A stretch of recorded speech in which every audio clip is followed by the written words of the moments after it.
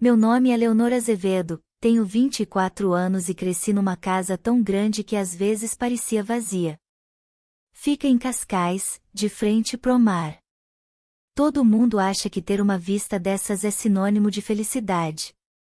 Mas ninguém vê as grades douradas que me cercavam por dentro. Meu pai, Arthur Azevedo, é um dos empresários mais conhecidos de Portugal. Ele controla tudo, negócios, reuniões, decisões, e minha vida. Minha mãe morreu quando eu tinha 12 anos. Depois disso, virei parte da vitrine da família, perfeita, sorridente, obediente. Eu estudava, sorria nas fotos, usava vestidos escolhidos por outras pessoas e aprendia a conversar como se estivesse sempre numa reunião de negócios. Até o dia em que meu pai disse, com um sorriso orgulhoso: "Já está decidido. Você vai se casar com o Miguel Teixeira. Ele é confiável, tem educação e é filho do meu melhor sócio." Fiquei em silêncio. Eu já conhecia Miguel. Ele era bonito, elegante, mas me olhava como se eu fosse parte de uma negociação. Ele nem sabia meu prato favorito, quanto mais minha alma. Na noite marcada para o jantar de noivado, eu olhei para o espelho e não me reconheci. O vestido era lindo, mas eu me sentia sufocada. Meu coração batia como se quisesse sair correndo. E foi o que eu fiz. Fugi pela porta dos fundos com uma mochila, um casaco leve e 300 euros escondidos. Peguei um táxi até a estação de comboios em Lisboa e comprei a primeira passagem para o Porto. Eu não sabia o que faria lá. Só sabia que precisava respirar. Quando cheguei na estação de São Bento, o ar parecia diferente. O céu estava nublado, e as ruas molhadas da chuva deixavam tudo mais silencioso. Era como se o mundo estivesse esperando eu aparecer. Andei sem rumo até ver uma pequena oficina no fim da rua. Uma senhora idosa tentava puxar uma bicicleta pesada para dentro. Fui até ela para ajudar. "Deixe-me dar uma mão, senhora", falei. Ela sorriu, surpresa. Um rapaz saiu de dentro da oficina. Alto, cabelo castanho bagunçado, camisa suja de graxa. Mas o olhar dele era puro e vivo. "Dona Teresa, já falei para não levantar isso sozinha", disse ele, rindo. A senhora respondeu com carinho: "Se você aparecesse mais cedo, Diogo, não precisava de ajuda." E então ele me olhou. Nossos olhos se encontraram por um segundo, e eu senti como se tivesse sido vista pela primeira vez em anos. "Você trabalha aqui?" Perguntei, sem saber por quê. "Trabalho. Mas às vezes parece que a oficina me controla, não o contrário", respondeu ele, brincando. "E você? Está perdida?" Pensei rápido. "Meu nome é Nora. Acabei de chegar ao Porto, estou procurando recomeçar." Ele não fez perguntas. Apenas sorriu e disse: "Então seja bem-vinda. Aqui no Norte, a gente costuma ser bom em recomeços." Naquela noite, aluguei um quarto em Bonfim, num prédio velho mas com janelas grandes. Dormi ouvindo os sons da cidade. Pela primeira vez, não havia silêncio forçado nem ordens de alguém. Era só eu, e a liberdade. Nos dias seguintes, voltei à oficina. Comecei a conversar mais com Diogo. Ele era diferente de tudo o que eu conhecia. Falava com sinceridade, ria com facilidade, consertava coisas com cuidado e tratava cada pessoa como se fosse importante. Nunca vi uma menina tão interessada em pneus, ele brincou no terceiro dia em que apareci. "Talvez eu esteja interessada em outra coisa", respondi sem pensar, e corei logo depois. Ele só sorriu, um sorriso calmo que fazia meu coração bater mais rápido. Comecei a ajudar como voluntária em um pequeno centro social do bairro. Lavava louça, servia sopa, organizava brinquedos. Era simples, mas me fazia sentir útil. Certo dia, ao final de uma tarde chuvosa, Diogo me convidou para ver o pôr do sol do outro lado do rio, no Jardim do Morro, em Vila Nova de Gaia.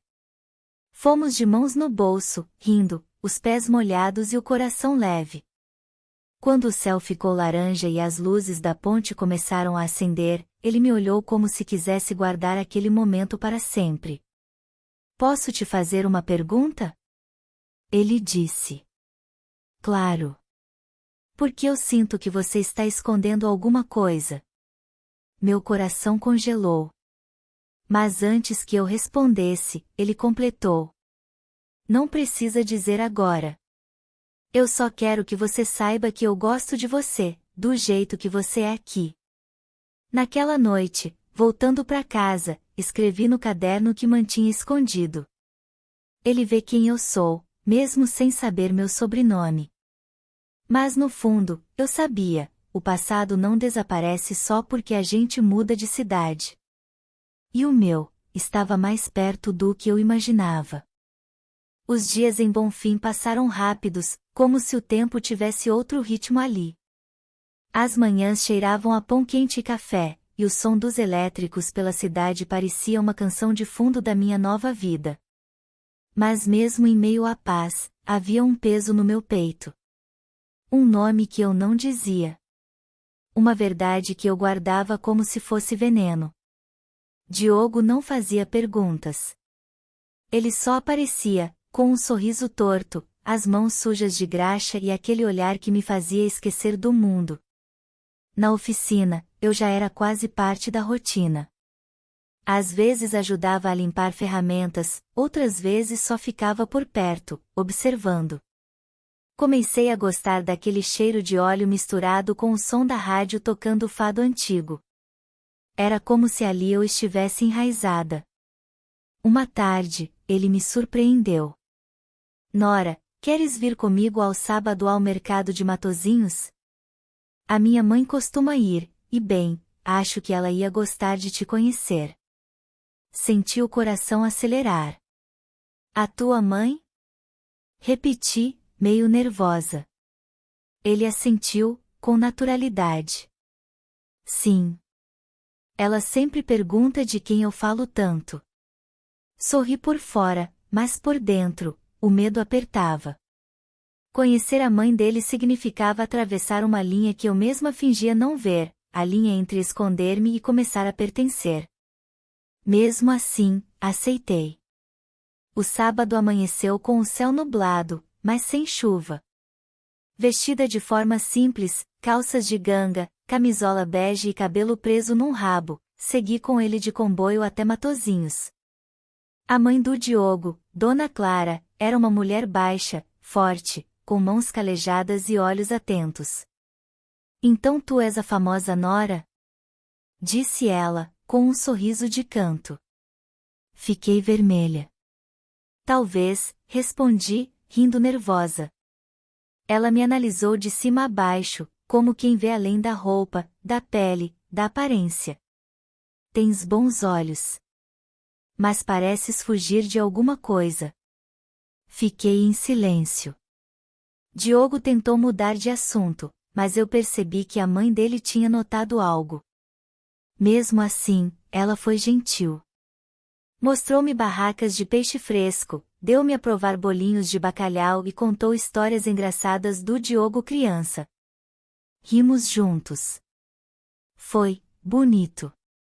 Mas naquela noite, enquanto voltávamos de comboio para o porto, ele finalmente falou. Tu dizes tão pouco sobre ti. Sobre a tua família. O que deixaste para trás? Demorei a responder. Diogo, há coisas que não consigo dizer. Ainda não. Ele não insistiu. Apenas murmurou. Só espero que não estejas a fugir de mim. Fiquei em silêncio. O meu silêncio disse tudo. Alguns dias depois, tudo mudou. Eu estava a sair do centro social quando ouvi o meu nome, o verdadeiro, ecoar na rua. Leonor. Leonor Azevedo. Parei. O sangue gelou. Virei-me e vi o Vitor, o motorista do meu pai. Ele correu até mim, ofegante. Finalmente te encontrei. Teu pai está desesperado. Tens de voltar, Leonor. Eu não vou voltar, disse com firmeza. Ele tentou agarrar-me pelo braço. Isso é uma loucura. Tens um noivado, um nome, uma vida. Eu tenho uma prisão. E não vou entrar nela outra vez. Consegui soltar-me e corri. Entrei num café qualquer, escondi-me na casa de banho, fechei a porta e chorei. Estava a perder o controlo. E o pior, sabia que se o Vitor me encontrou, meu pai também poderia. Sabia que tinha pouco tempo. Voltei ao meu quarto em Bonfim, sentei-me na cama e comecei a escrever uma carta. Para Diogo. Se algum dia eu desaparecer, não é porque deixei de te amar. É porque preciso sobreviver. Mas por favor, nunca deixes de acreditar em quem eu sou quando estou contigo. Nora, ou Leonor, depende do dia. Na manhã seguinte, fui à oficina. Diogo estava de costas, a trabalhar numa mota. Quando me viu, sorriu. Mas o sorriso sumiu quando percebeu as olheiras no meu rosto. O que aconteceu? Preciso te contar uma coisa, sussurrei. Mas antes que eu pudesse continuar, alguém bateu no portão da oficina. 2 homens de fato escuro. Um deles tinha um envelope na mão. Boa tarde. Procuramos Leonor Azevedo. Temos uma ordem judicial. Diogo olhou para mim, confuso. Eu apenas fechei os olhos. O momento tinha chegado. O mundo parou. Os 2 homens de fato escuro continuavam parados à porta da oficina, à espera de resposta. Diogo olhava para mim, confuso, quase em choque. Eu não sabia o que fazer. Fugir? Enfrentar? A verdade é que, naquele instante, eu queria desaparecer. Mas eu já não era a mesma rapariga assustada que fugiu de casa semanas antes. Respirei fundo e disse em voz baixa. Sou eu. Eu sou Leonor Azevedo. Os homens se entreolharam. Temos instruções do Sr. Arthur Azevedo. Ele quer garantir a sua segurança e integridade. Não fomos enviados pela polícia. Só queremos levá-la de volta a Lisboa, disse um deles, com voz firme. Eu não pedi para ser encontrada, respondi, mantendo a voz calma, embora meu coração estivesse em chamas. Diogo deu um passo à frente. Podem sair. Ela está segura aqui. E não tem interesse em voltar. Isto não é assunto seu, respondeu o outro, mais ríspido. O Sr. Arthur é pai dela. E eu sou adulta, interrompi. Não estou em perigo. Só estou, finalmente a viver. Os homens hesitaram, mas acabaram por recuar. Entregaram um envelope com um cartão e uma carta manuscrita do meu pai, e foram embora. Quando o portão da oficina se fechou, virou-se o verdadeiro inferno. Diogo ficou imóvel. O olhar dele era diferente agora, mais distante, mais duro. Leonor? Murmurou. És filha dos Azevedo? Os donos dos prédios no centro? Os mesmos que tentaram fechar metade dos pequenos negócios em Sedofeita? Senti o estômago virar. Eu ia contar. Eu só queria mais tempo. Mais tempo para quê? Para mentires mais? As palavras cortaram como faca. Eu nunca menti sobre o que sentia. Só escondi o que me fazia mal. Nunca fui livre o suficiente para ser quem sou. E contigo, pela primeira vez, fui. Ele passou as mãos pelo cabelo, nervoso. E o teu nome? A tua história? Toda a gente aqui confia em ti, Nora, ou Leonor, ou seja lá quem fores. E se tudo isso for um capricho? Uma aventura da menina rica? Não faças isso, pedi, sentindo os olhos arderem. Não reduz o que construímos a um capricho. Ele virou-se de costas, sem dizer mais nada. Naquele momento, percebi, a verdade não destrói apenas mentiras, às vezes, ela destrói também os sonhos. Fiquei 2 dias sem aparecer na oficina.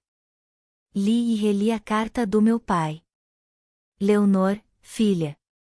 Respeito o teu desejo de espaço, mas estás a comportar-te como uma criança.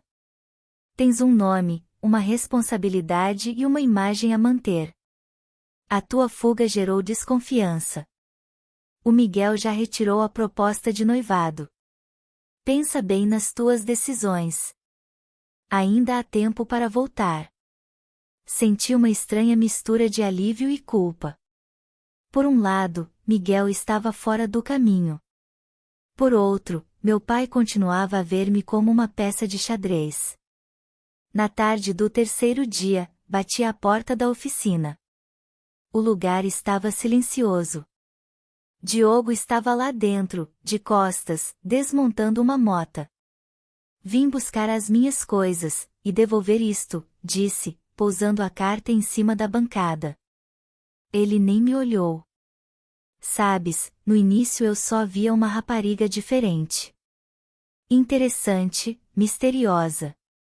Mas depois, vi alguém real. E agora não sei o que é verdade.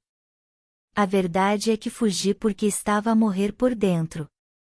A verdade é que encontrei contigo um pedaço de mim que nem sabia que existia. Mas se não consegues confiar em mim, então está dito. Virei costas e saí. Mas antes de cruzar a porta, ouvi. E se eu quiser confiar, mas não souber como?